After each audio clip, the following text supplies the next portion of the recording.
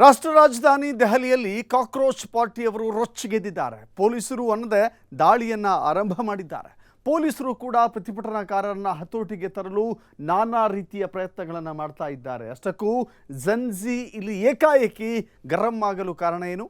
ಇಲ್ಲಿದೆ ನೋಡಿರಿ. ವಾಂಗ್ಚುಕ್ ಸ್ಥಾನಕ್ಕೆ ಕಾಲಿಟ್ಟ ಕಾಕ್ರೋಚ್, ಭಾರತಕ್ಕೆ ಕಂಟಕವಾದ ಜನ್ಜಿ ಆಕ್ರೋಶ, ರೊಚ್ಚಿಗೆದ್ದಿರುವ ಪ್ರತಿಭಟನಾಕಾರರು, ದಿಕ್ಕಾಪಾಲಾಗಿ ಓಡ್ತಿರೋ ಯುವಕರು, ಪ್ರತಿಭಟನಾಕಾರರ ಮೇಲೆ ಪೊಲೀಸರಿಂದ ಹಲ್ಲೆ, ಬ್ಯಾರಿಕೇಡ್ ಮೇಲೆ ಹತ್ತಿ ಆಕ್ರೋಶ ಹೊರ ಹಾಕ್ತಿರೋ ಗಲಭೆಕೋರರು, ಪರಿಸ್ಥಿತಿ ಹತೋಟಿಗೆ ತರಲು ಅಶ್ರುವಾಯುವಿನ ಪ್ರಯೋಗ.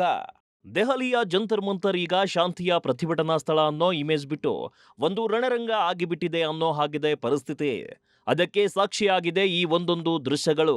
ಇಲ್ಲಿ ನಡೆಯುತ್ತಿರುವ ಉಗ್ರ ರೂಪದ ಹೋರಾಟ ಕೇವಲ ಗಲಾಟೆಯಲ್ಲ, ಬದಲಿಗೆ ಕಳೆದ 1 ತಿಂಗಳಿನಿಂದ ಜಂತರ್ ಮಂತರ್ನಲ್ಲಿ ಬೇರೂರಿದ್ದ ಆಕ್ರೋಶ ಸ್ಫೋಟಗೊಂಡ ಸನ್ನಿವೇಶ. ಕಾಕ್ರೋಚ್ ಜನತಾ ಪಕ್ಷ, ಜನ್ಜಿಯಿಂದ ಸೃಷ್ಟಿಯಾಗಿದ್ದ ಪಕ್ಷ, ಕೊಟ್ಟಿದ್ದ ಕರೆ ಚಲೋ ಸಂಸದ್, ಈ ಮೆರವಣಿಗೆಗೆ ಸಾವಿರಾರು ಜನ ಸೇರಿದ್ರು. ನೀಟ್ ಪರೀಕ್ಷೆಯಲ್ಲಿ ಅಕ್ರಮ ನಡೆದಿದೆ ಅನ್ನೋ ಆರೋಪ ಮಾಡ್ತಾ ಕೇಂದ್ರ ಶಿಕ್ಷಣ ಸಚಿವ ಧರ್ಮೇಂದ್ರ ಪ್ರಧಾನ್ ರಾಜೀನಾಮೆ ಕೊಡಬೇಕು ಅನ್ನೋದೇ ಇವರ ಬೇಡಿಕೆ. ಈ ಚಳವಳಿಗೆ ಪರಿಸರ ಹೋರಾಟಗಾರ ಸೋನಂ ವಾಂಗ್ಚುಕ್ ಕರೆ ಕೊಟ್ಟಿದ್ರು ಅನ್ನೋದು ಗಮನಿಸಬೇಕಾದ ಸಂಗತಿ. ಆದ್ರೆ ಅವರು ಶನಿವಾರ ಆಸ್ಪತ್ರೆಗೆ ದಾಖಲಾಗಿದ್ರು. ಸಿಜೆಪಿ ಸ್ಥಾಪಕ ಅಧ್ಯಕ್ಷ ಅಭಿಜಿತ್ ದೀಪ್ಕೆ ನೇತೃತ್ವದಲ್ಲಿ ಆಂದೋಲನ ಮುಂದುವರೆದಿದೆ. ದೆಹಲಿ ಪೊಲೀಸರು ಈ ಮೆರವಣಿಗೆಗೆ ಅನುಮತಿ ನೀಡಿಲ್ಲ ಅಂತ ಸ್ಪಷ್ಟವಾಗಿ ಹೇಳಿದ್ರು.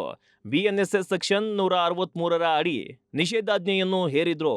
ಆದ್ರೆ ಇಷ್ಟೆಲ್ಲ ಆದ್ರೂ ಪ್ರತಿಭಟನಾಕಾರರು ಸಂಸತ್ ಮಾರ್ಗ, ರಫಿ ಮಾರ್ಗದ ಕಡೆ ಬ್ಯಾರಿಕೇಡ್ ಮುರಿದು ನುಗ್ಗೋಕೆ ಪ್ರಯತ್ನಪಟ್ರು ಅನ್ನೋದು ಪೊಲೀಸ್ ಆವೃತ್ತಿ.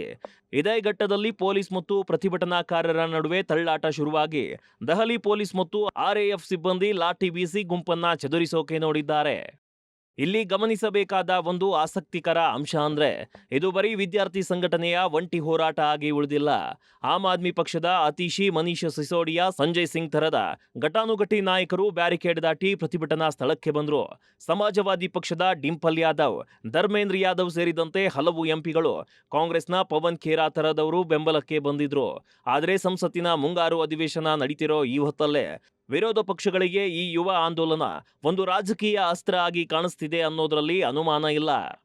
ಪ್ರತಿಭಟನಾಕಾರರ ಪ್ರಕಾರ, ತಾವು ಶಾಂತಿಯಿಂದಲೇ ಸಾಗ್ತಿದ್ವಿ, ಬ್ಯಾರಿಕೇಡ್ ಹಾಕಿ ದಾರಿ ಕಟ್ಟಿ ಹಾಕಿದ್ರಿಂದ ಆಕ್ರೋಶ ಸ್ಫೋಟಗೊಂಡಿದ್ದು ಸಹಜ ಪ್ರತಿಕ್ರಿಯೆ.